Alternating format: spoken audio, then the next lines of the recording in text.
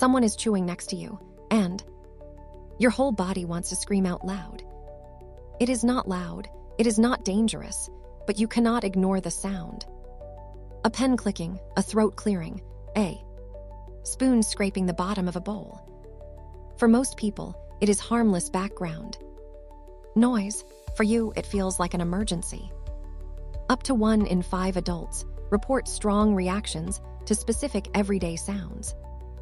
Your heart races, your fists clench, you feel rage and moments later guilt. It is called misophonia. Translated literally, the word means the hatred of sound. And for decades, science had almost no idea this reaction was even real. The word was coined in 2001 by 2 American audiologists studying tormented patients. They studied patients who described certain ordinary sounds as unbearable, even genuinely violent. These were not loud sounds at all. They were soft, repetitive human sounds. Chewing, breathing, sniffing, tapping, the everyday ordinary noises made by other people. For years, doctors assumed it was simply impatience, rudeness, or a bad temper. Patients were told to relax, to toughen up, to stop overreacting to nothing. But the reaction was too consistent and too physical to ever be a deliberate choice. Racing heart, sweating palms, clenched muscles, the body reacting to a genuine threat. In 2017, a team of researchers in Britain finally decided to find out.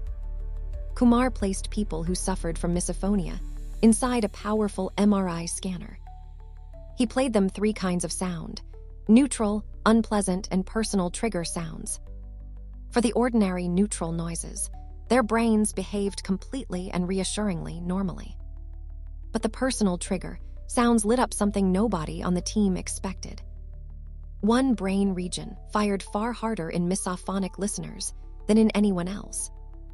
The anterior insula, a deep hub for emotion and bodily awareness, was overreacting. The insula tells you when something inside your own body matters urgently right now. In these patients, it was screaming an alarm over a tiny chewing sound.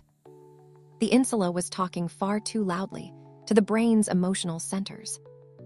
Regions for fear, memory, and threat were all pulled into the response. A simple spoon scraping a bowl became a full-blown internal alarm signal. In 2021, another research team uncovered a second and far stranger clue. His team carefully mapped how the brain processes the trigger sounds themselves. They expected to find a problem hidden in the hearing centers of the brain. Instead, the strongest signal came from a completely different and unexpected place.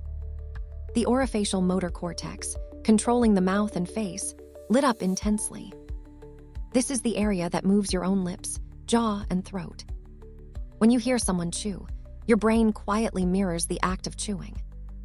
In misophonia, that mirror system seems hijacked, overactive, and impossible to silence.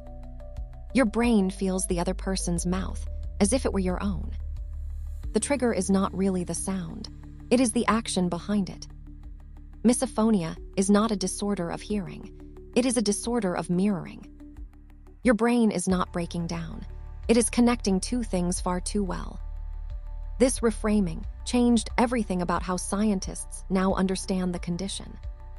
It explained why looking away or wearing earplugs sometimes eases the storm. Break the mirroring, and you can sometimes break the overwhelming reaction itself.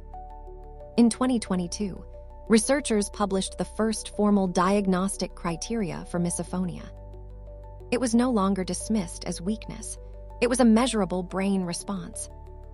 There is still no cure, and serious cases should be guided by a professional. Sound enrichment, counseling, and reframing may help lower the internal storm. So the next time a chewing sound makes your whole body tense up, remember, you are not weak, and you are not overreacting on purpose. Your brain is simply listening to that sound with the wrong, ancient kind of urgency.